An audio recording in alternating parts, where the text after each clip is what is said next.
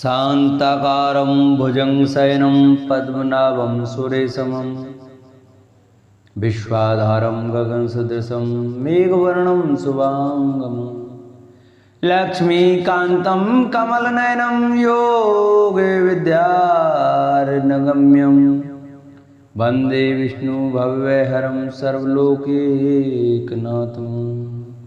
नमस्कार दोस्तों, स्वागत है आप सभी का मेरे YouTube चैनल आर के भक्ति ज्ञान।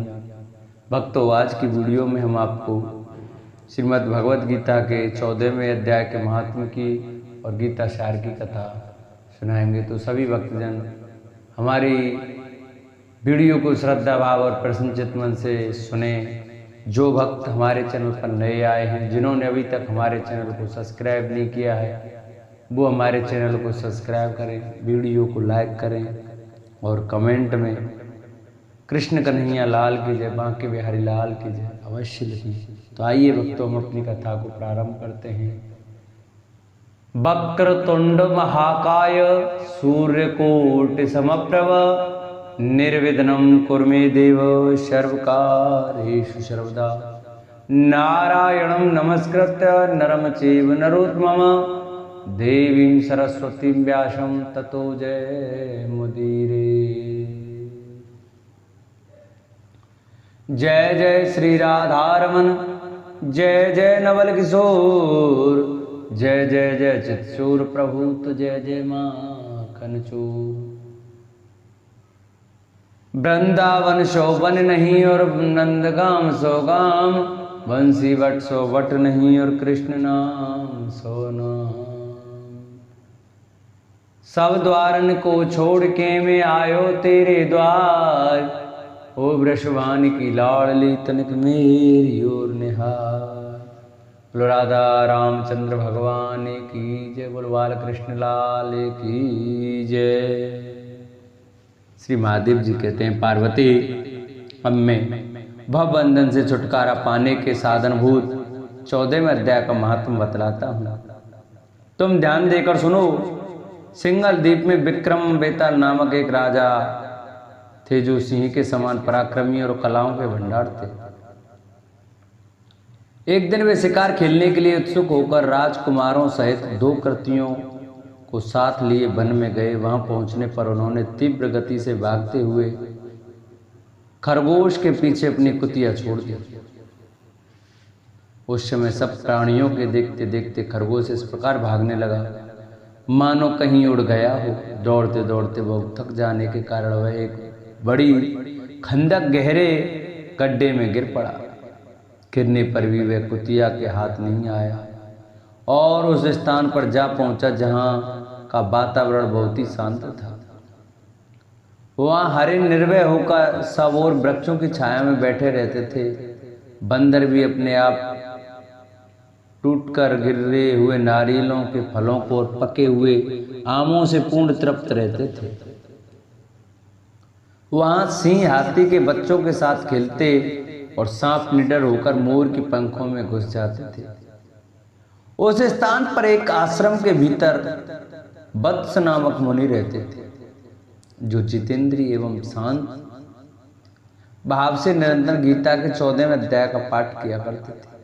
आश्रम के पास ही वत्स मुनि के किसी शिष्य ने अपना पैर धोया था। ये भी 14वें अध्याय का पाठ करने वाले थे। उसके जल से वहां की मिट्टी गीली हो गई थी। खरगोश का जीवन को शेष था। वह हाँफता हुआ आकर उसी कीचड़ में गिर पड़ा। उसके स्पर्श मात्र से ही खरगोश दिव्य विमान पर बैठकर स्वर्गलोक को चला गया। फिर कुतिया भी उसका पीछा करती हुई आई। वहां उसके शरीर में भी कुछ कीचड़ के छींटे लग गए। फिर भूख प्यास की पीड़ा से रहित हो कुतिया का रूप त्याग कर उसने दिव्यांगना का रमणीय रूप धारण कर लिया तथा गंधर्वों से सुशोभित दिव्य विमान पर आरूढ़ हो वह भी स्वर्गलोक को चली गई। यह देख मुनि के मेधावी शिष्य स्कंदर हंसने लगे। उन दोनों के पूर्व जन्म के बैर का कारण सोचकर उन्हें बड़ा विस्मय हुआ था। उस समय राजा के नेत्र भी आश्चर्य से चकित हो उठे। उन्होंने बड़ी भक्ति के साथ प्रणाम करके पूछा, विप्रवर, नीच योनि में पड़े हुए दोनों प्राणी कुतिया और खरगोश ज्ञानहीन होते हुए भी जो स्वर्ग में चले गए, इसका क्या कारण है, इसकी कथा सुनाइए। शिष्य ने कहा, भोपाल, इस वन में वत्स नामक ब्राह्मण रहते हैं। वे बड़े जितेंद्रिय महात्मा हैं। गीता के 14वें अध्याय का सदा जप किया करते हैं। मैं उन्हीं का शिष्य हूं। मैंने भी ब्रह्म विद्या में विशेषज्ञता प्राप्त की है। गुरु जी की ही भांति में भी 14वें अध्याय का प्रतिदिन जप करता हूँ। मेरे पैर धोने के जल में लौटने के कारण यह खरगोश कुतिया के साथ ही स्वर्गलोक को प्राप्त हुआ है। अतः मैं अपने हंसने का कारण बताता हूँ। महाराष्ट्र में प्रत्युदक नामक महान नगर है। वहां केशव नाम का एक ब्राह्मण रहता था, जो कपटी मनुष्यों में अग्रगण्य था। उसकी स्त्री का नाम विलोभना था। वह स्वच्छंद विहार करने वाली थी। इसमें क्रोध में आकर जन्म भर के बैर को याद करके ब्राह्मण ने अपनी स्त्री का वध कर डाला और उसी पाप से उसको खरगोश की योनि में जन्म मिला। ब्राह्मणी भी अपने पाप के कारण कुतिया हुई। श्री महादेव जी कहते हैं, यह सारी कथा सुनकर श्रद्धालु राजा ने गीता के 14वें अध्याय का पाठ आरंभ किया और इससे उन्हें परम गति की प्राप्ति हुई। बोलो शंकर भगवान की जय। बोलो गीता माता के 18वें अध्याय की जय। 14वें अध्याय गीता सार। उसके उपरांत श्री कृष्ण भगवान बोले, हे अर्जुन, ज्ञानों में भी अति उत्तम परम ज्ञान को मैं फिर भी तेरे लिए कहूंगा कि जिसको जानकर सब मुनिजन इस संसार से मुक्त होकर परम सिद्धि को प्राप्त हो गए हैं। हे अर्जुन, इस ज्ञान को आश्रय करके तार धारण करके मेरे स्वरूप को प्राप्त हुए सृष्टि के आदि में पुनः उत्पन्न नहीं होते हैं और प्रलय काल में भी व्याकुल नहीं होते हैं, क्योंकि उसकी दृष्टि में मुझ वासुदेव से भिन्न कोई वस्तु है ही नहीं। हे अर्जुन, मैं ब्रह्मरूप प्रकृति तार त्रिगुणमयी माया संपूर्ण भूतों की योनि है। तार गर्भाधान का स्थान है और मैं उस योनि में चेतन रूप बीज को स्थापन करता हूँ। उस जड़ चेतन के संयोग से सब भूतों की उत्पत्ति होती है। हे अर्जुन, नाना प्रकार की सब योनियों में जितनी मूर्तियां अर्थात शरीर उत्पन्न होते हैं, उन सब की त्रिगुणमयी माया तो गर्भ को धारण करने वाली माता है और मैं बीज को स्थापन करने वाला पिता हूँ। हे अर्जुन, सत्वगुण, रजोगुण, तमोगुण ऐसे प्रकृति से उत्पन्न हुए तीनों गुण इस अविनाशी जीवात्मा को शरीर में बांधते हैं।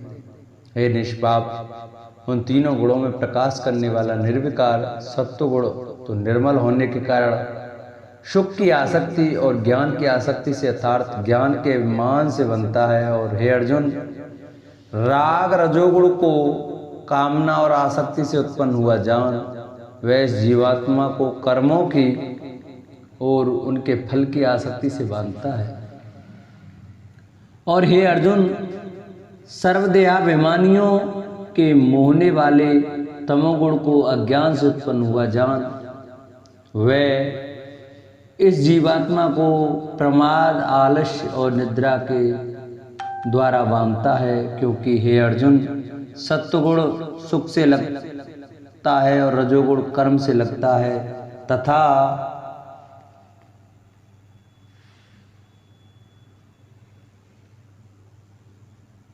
तमोगुण तो ज्ञान को आच्छादन करके अतार्थ ढक्के प्रपाद में भी लगाता है। और हे अर्जुन, रजोगुण और तमोगुण को दबाकर सत्वगुण होता है, अतार्थ बढ़ता है तथा रजोगुण और सत्वगुण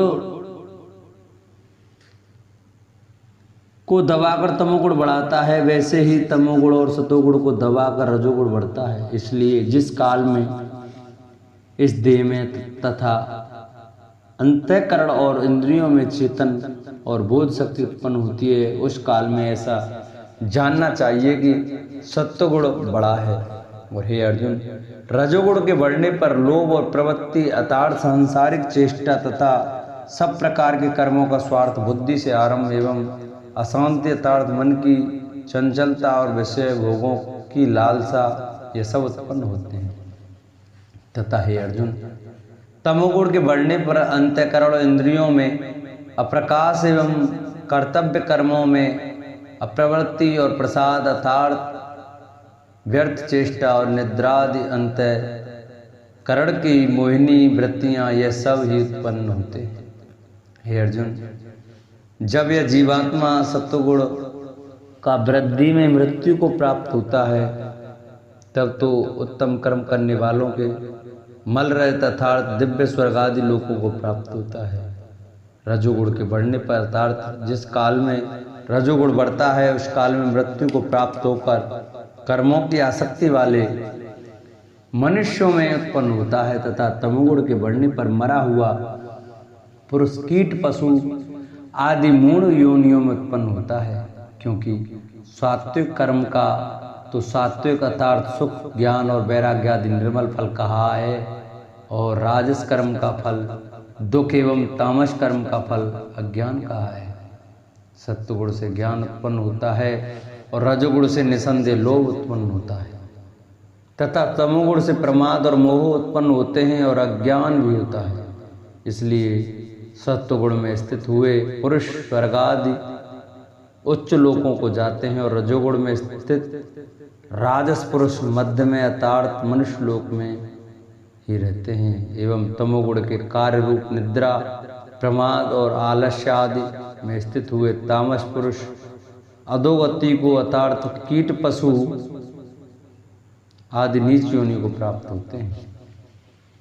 हे अर्जुन, जिस काल में दृष्टा अर्थात समष्टि चेतन में एक ही भाव से स्थित हुआ साक्षी पुरुष तीनों गुणों के सिवा अन्य किसी को करता नहीं देखता अर्थात गुण ही गुणों में बरतते हैं ऐसा देखता है और तीनों गुणों से अति परे सच्चिदानंद घन स्वरूप मुझ परमात्मा को तत्व से जानता है, उस काल में वह पुरुष मेरे स्वरूप को प्राप्त होता है तथा यह पुरुष इन स्थूल शरीर की उत्पत्ति के कारण रूप तीनों गुणों का उल्लंघन करके जन्म मृत्यु वृद्धावस्था और सब प्रकार के दुखों में से मुक्त हुआ परमानंद को प्राप्त होता है।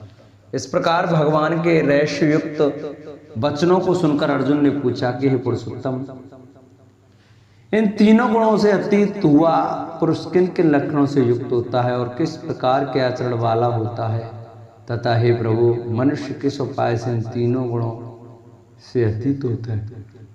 इस प्रकार अर्जुन के पूछने पर श्री कृष्ण भगवान बोले, हे अर्जुन, जो पुरुष सतगुण के कार्य रूप प्रकाश को और रजोगुण के कार्य रूप प्रवृत्ति को तथा तमोगुण के कार्य रूप मोह को भी ना तो प्रवृत्त होने पर बुरा समझता है और ना निवृत्त होने पर ही उनकी आकांक्षा करता है तथा जो साक्षी सदृश स्थित हुआ गुणों के द्वारा वितरित नहीं किया जा सकता और गुण ही गुणों में बरतते हैं ऐसा समझता हुआ जो सच्चिदानंद घन परमात्मा में एक ही भाव से स्थित रहता है एवं उस स्थिति से चलायमान नहीं होता, जो निरंतर आत्म भाव में स्थित हुआ दुख सुख के समान समझने वाला है तथा मिट्टी पत्थर और स्वर्ण में समान भाव वाला और धैर्यवान है तथा जो प्रिय और अप्रिय को बराबर समझता है और अपनी निंदा स्तुति में भी समान भाव वाला है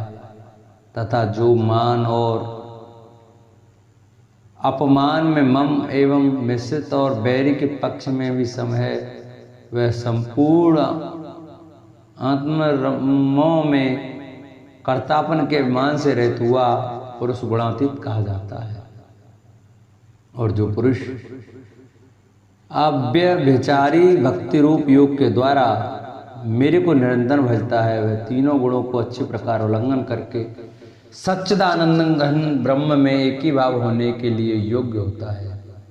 हे अर्जुन, उस अविनाशी पर ब्रह्म का और अमृत का तथा नित्य धर्म का और अखंड एक रस आनंद का मैं भी आश्रय हूँ। अर्थात प्रयुक्त ब्रह्म अमृत अव्यय और शाश्वत धर्म तथा एकांतिक सुख ये सब मेरे ही नाम हैं, इसलिए इनका मैं परम आश्रय हूँ। बोल बांके बिहारी लाल की जय, बोल श्रीमद् भगवद गीता की जय। इस प्रकार श्रीमद् भगवद गीता उपनिषद एवं ब्रह्म विद्या तथा योग शास्त्र विषय श्री कृष्ण और अर्जुन के संवाद में गुणोत्तरीय विभाग योग नामक 14वां अध्याय पूरा हुआ। बोलो कृष्ण भगवान की जय। जिन भक्तों को हमारी ये वीडियो, हमारी कथा अच्छी लगी हो, वो हमारी वीडियो को ज़्यादा से ज़्यादा शेयर करें, जिससे और भी भक्त हमारे चैनल से जुड़ सकें, हमारे कथाओं को सुन सकें। जो नए आए हैं हमारे चैनल पर, जिन्होंने अभी तक चैनल को सब्सक्राइब नहीं किया, वो हमारे चैनल को सब्सक्राइब करें, वीडियो को लाइक करें और कमेंट में श्रीमद् भगवद गीता की जय, बालकृष्ण लाल की जय अवश्य लिखें। बोल कृष्ण कन्हैया लाल की जय।